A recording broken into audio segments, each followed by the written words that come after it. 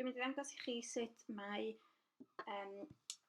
defnyddio cross-posting ar Facebook i rannu fideos byw.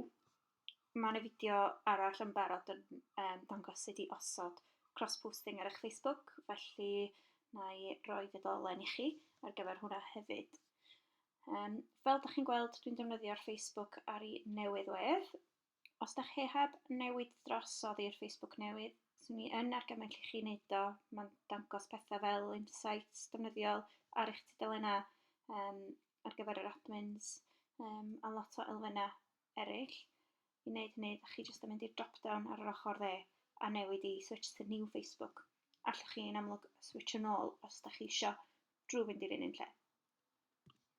OK, cross-posting.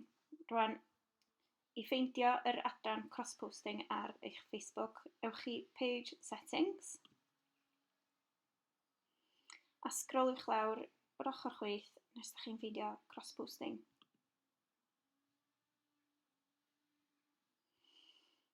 Felly dyma yr pending cross-post request. Wna i sgrolio lawr i'r tudalennau sydd eisoes wedi gosod perthynas efo tudalen Mentrau Iaith.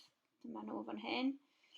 Rwan, mae yna ddwy elfen i cross-posting, sef fideos sydd ddim yn fyw, non-live fideos, sef rhaid i chi postio fyny ar eich tudalen, a hefyd fideos byw.